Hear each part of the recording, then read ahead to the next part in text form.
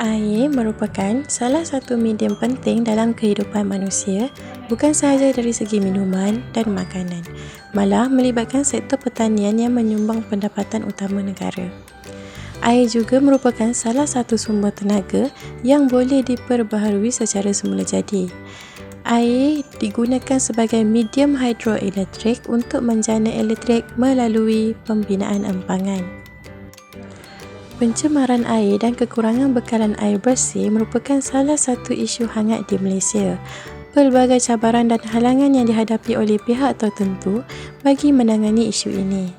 Menurut Akta Kualiti Alam Sekeliling AKAS 1974, pencemaran air ialah perubahan sama ada secara langsung atau tidak langsung kepada sifat-sifat fizik, kimia, biologi atau arah sinaran mana-mana bahagian alam sekeliling dengan melepaskan, mengeluarkan atau meletakkan buangan hingga menjejaskan kegunaan-kegunaan berfaedah yang menimbulkan sesuatu keadaan yang mungkin berbahaya kepada kesihatan, keselamatan atau kebajikan awam manusia atau organisma-organisma lain iaitu tumbuhan dan haiwan. Kajian ini bertujuan untuk mengkaji kesan pencemaran air dan bekalan air bersih terhadap kesihatan manusia, tumbuhan dan alam sekeliling. Kajian ini juga menganalisis data pencemaran sungai di Selangor Malaysia dari tahun 2005 hingga tahun 2012. Saya akan menerangkan bahagian interpretation data. Graf menunjukkan data kualiti air di Selangor dari tahun 2005 sehingga 2012. Graf turut menunjukkan sebanyak 34 sungai telah dikategorikan sebagai tercemar. Perkara ini dibuktikan apabila sebanyak 19 sungai telah diklasifikasikan sebagai kelas ke-3, 14 sungai sebagai kelas ke-4 dan 1 sungai sebagai kelas ke-5. Perkara ini dikelaskan mengikut piawai yang telah ditetapkan oleh Jabatan Alam Sekitar. Pada tahun 2007, sungai sebanyak 368 sungai berada di tahap paling bersih. Namun, pada tahun 2005, sebanyak 90 sungai telah dikategorikan sebagai tercemar. Dan perkara tersebut dapat dilihat semula pada tahun 2020 iaitu sebanyak 74 sungai tercemar dan sebanyak 203 berada di tahap hampir tercemar. Penyebab utama yang menyumbang kepada peningkatan pencemaran di sungai ini ialah sektor pertanian, sisa kumbahan serta aktiviti pembuangan sampah. Ini menyebabkan pencemaran mudah berlaku kerana mereka memilih untuk menyalurkan bahan buangan ke dalam sungai bagi mengurangkan kos pembersihan. Sumber air yang tercemar dan masalah bekalan air bersih mendatangkan kesan buruk terutamanya mampu menjejaskan kesihatan manusia. Air yang tercemar yang mengandungi pelbagai zat atau kandungan bahan berbahaya seperti logam, bahan kimia dan patogen akan memberi kesan terhadap kesihatan manusia. Jika air tercemar ini digunakan untuk minum atau memasak, ini akan menyebabkan gangguan kesihatan seperti keracunan atau cirit-birit, kolera atau hepatitis A. Pencemaran air juga mampu memusnahkan ekosistem kawasan sungai, malah melibatkan kawasan air tawar dan laut. Zat-zat berbahaya yang terkandung dalam air tercemar akan memusnahkan hidupan air seperti ikan, udang, tumbuhan air dan lain-lain. Bukan itu sahaja, habitat flora dan fauna juga akan terganggu. Pencemaran air dan kekurangan bekalan air bersih juga akan menjejaskan sektor pertanian. Hal ini kerana sektor pertanian merupakan salah satu sektor yang memerlukan akses air yang tinggi berbanding sektor perkilangan dan lain-lain. Air ialah medium yang penting dalam aktiviti pertanian dan jika kekurangan bekalan air bersih, aktiviti akan terganggu. Ini akan memberi kesan kepada penghasilan sumber makanan negara yang tidak konsisten dan semakin berkurangan.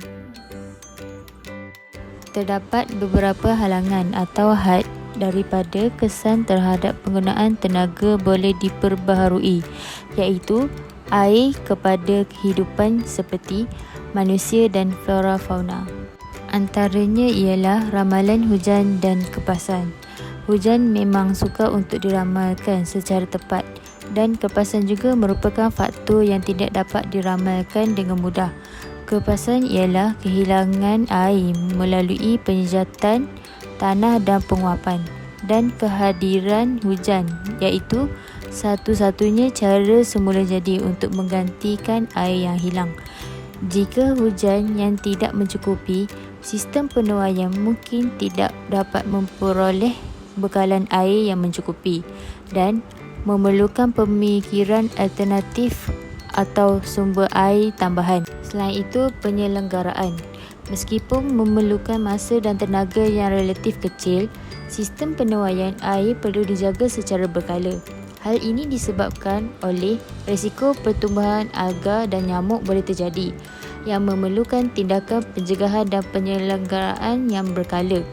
Bumbung bangunan tempat air bertakung boleh menjadi masalah jika tidak dijaga dengan baik. Akhir sekali, penyimpanan. Penyimpanan air merupakan kos tertinggi dalam sistem penuaian air. Sistem mungkin tidak dapat menampung semua air yang masuk melalui bumbung, dan lebihan air mungkin perlu dialirkan ke longkang atau sungai. Ini menunjukkan perlunya reka bentuk sistem yang cermat dan pemikiran tentang kebolehupayaan penyimpanan.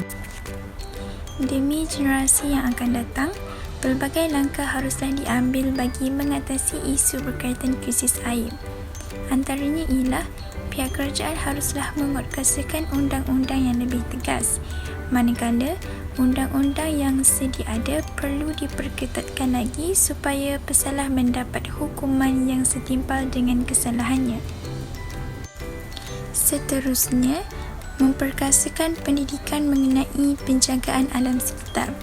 Pepatah Melayu ada menyatakan, melentur bulu biarlah dari rebungnya.